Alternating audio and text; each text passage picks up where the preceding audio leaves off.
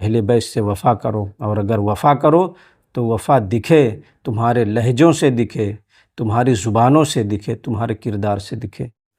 آقا کریم صلی اللہ تعالیٰ علیہ وآلہ وسلم نے ارشاد فرمایا کہ اگر کوئی شخص پوری زندگی خانہ کعبہ میں نماز پڑھے مقام ابراہیم پر، لیکن اگر وہ اس حال میں دنیا سے مرا کہ اہل بیت کا بغض اس کے سینے میں تھا، تو اللہ رب العزت اسے ضرور جہنم میں ڈالے گا۔ اہل بیت کی محبت ہی ایک ایسی نعمت ہے کہ اگر انسان کو مل جائے تو انسان کی دنیا بھی کامیاب ہو جاتی ہے اور انسان کا آخرت بھی کامیاب ہو جاتا ہے۔ وہ جنت میں نہیں جائے گا، جنت تو چھوڑو، جنت کی خوشبو بھی نہیں پائے گا۔ انسان زندگی بھر نمازیں پڑھتا ہے، زندگی بھر روزے رکھتا ہے، زندگی بھر مخلوق کی خدمت بھی کرتا ہے، لیکن جب اس کے دل میں بغض اہل بیت داخل ہو جاتا ہے یا داخل کر دیا جاتا ہے تو اس کی ساری عبادتیں، اس کی ساری ریاستیں، اس کے سارے اعمال بیکار ہو جاتے ہیں۔ اور جس شخص کے دل میں ذرہ برابر بھی بغض اہل بیت ہے، وہ جنت تو دور، جنت کی خوشبو تک نہیں پائے گا، چاہے پھر وہ کوئی حاجی ہو، نمازی ہو، مولوی ہو یا کوئی پیر ہی کیوں نہ ہو۔ جس کے دل میں بغض اہل بیت ہے تو آقا کریم صلی اللہ تعالیٰ علیہ وآلہ وسلم اس سے اپنے چہرے مبارک کو پھیر لیں گے، کیونکہ نبی نے ارشاد فرمایا ہے حسین مجھ سے ہے، میں حسین سے ہوں۔ تو اگر آپ نبی سے عشق کا دعویٰ کرتے ہیں اور کہتے ہیں کہ میں عاشق نبی ہوں، تو نبی کے ساتھ ساتھ آپ کو پنجتن سے بھی محبت کرنا پڑے گا، دکھاوے کا نہیں، اوریجنل محبت کرنا پڑے گا، تب آپ صحیح معنوں میں عاشق اہل بیت ہوں گے، تب آپ صحیح معنوں میں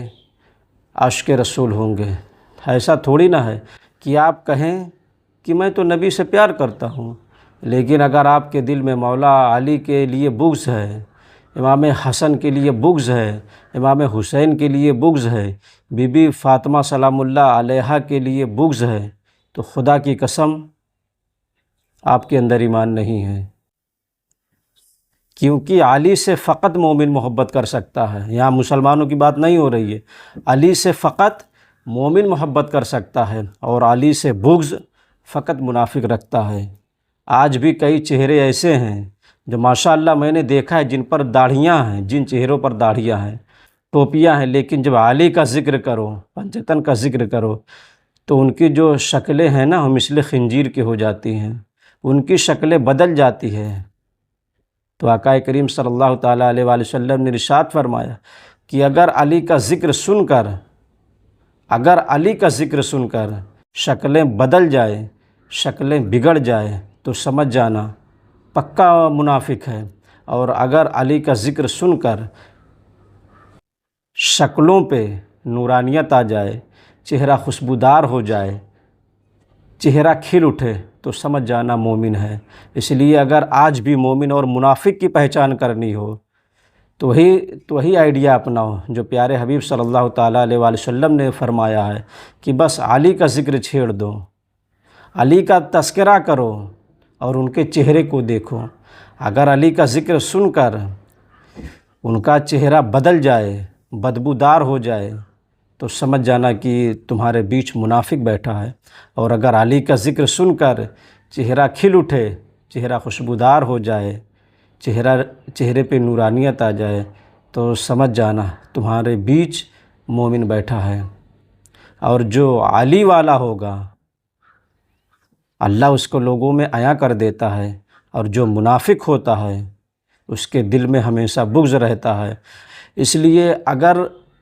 مسلمان ہو، مومن ہو، تو اہل بیت سے وفا کرو، اور ایسی وفا کرو کہ وفا دکھنی چاہیے،